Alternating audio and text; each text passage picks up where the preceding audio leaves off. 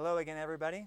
So one of the folks in the group asked a question about, well, what's the relationship between depression and fibromyalgia?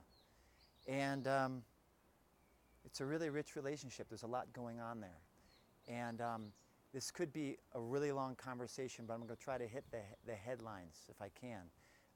You're, as always, welcome to share comments and questions, and let's refine this conversation, because I've got intellectual doctor knowledge and experience with a lot of people, but you have your experience, and your experience is real and valuable. And what's so important is that you start to understand your experience and how to understand it and interpret it and work with it. So, as I've talked about elsewhere, fibromyalgia, and I'm sure you've heard this is the conventional view, fibromyalgia is amplified pain transmission circuits. The circuits get turned up. And for sure, depression is one of those things that can do that, right? What turns up and down our circuits of pain transmission? Neurotransmitters is one of the things. And when people are lacking things like norepinephrine and even serotonin, that can amplify pain transmission. And those are some of the biochemical changes that you see in depression.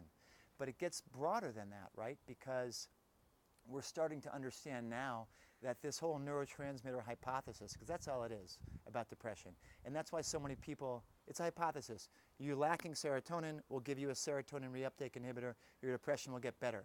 That's the theory. And as anyone with depression knows, sometimes that's true and sometimes it's not. A lot of people aren't helped by those drugs. What's up with that? There's more to it. It's more complex. Chronic illness is multifactorial. Depression's a chronic illness.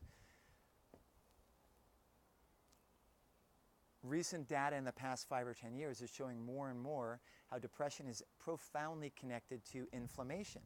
That we have inflammatory chemicals in our blood and anti-inflammatory chemicals in our blood. They're meant to be in balance. Our immune system is meant to maintain a balance of vigilance against foreign invaders that might hurt us and acceptance. And so it's got all these mechanisms. There's tons of chemicals that are constantly turning it up, turning it down, modulating. There's stuff in the skin and the bones. There's stuff in the bloodstream, in the muscles, in the brain. Depression's an inflammatory illness. Pro-inflammatory chemicals called cytokines are part of what drives depression. There's a huge connection between depression and what's going on in your intestines. Look up the gut-brain axis and depression.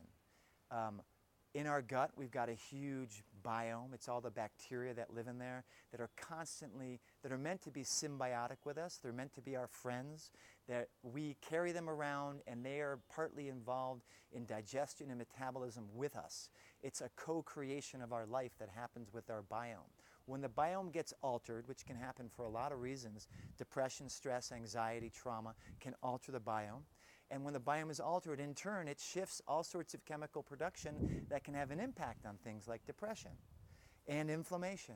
So what I want to encourage you to do is not so much think about A goes to B, like linear causality, but circular causality, where depression is connected with chronic pain. Vicious cycle, because I could be depressed and that could make my pain circuits turn up. I could also have a lot of chronic pain and not be able to sleep and work and get miserable and depressed from that. And so it's a vicious cycle right there. And then you add in this aspect of inflammation. Inflammation can drive depression. Inflammation can drive chronic pain. Chronic pain shifts our metabolism that can contribute to generating inflammation. All of that is potentially subject to the input of an overactive stress response that can come from genetics and early life trauma, like we've talked about elsewhere.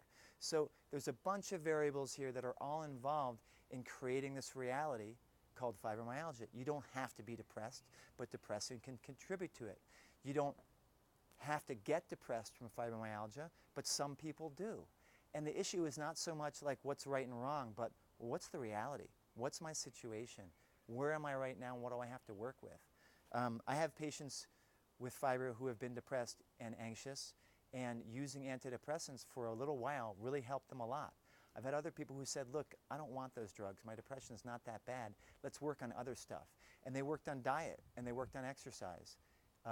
We added something called LDN, which reduces inflammatory chemicals and seems to help a lot of people with depression. The point is that there's a lot of different ways to get into the cycle. And the important thing is starting to understand your cycles and understand how all these things are connected to each other. So I hope that's helpful. Share your comments below if you have them, and wishing you all the best.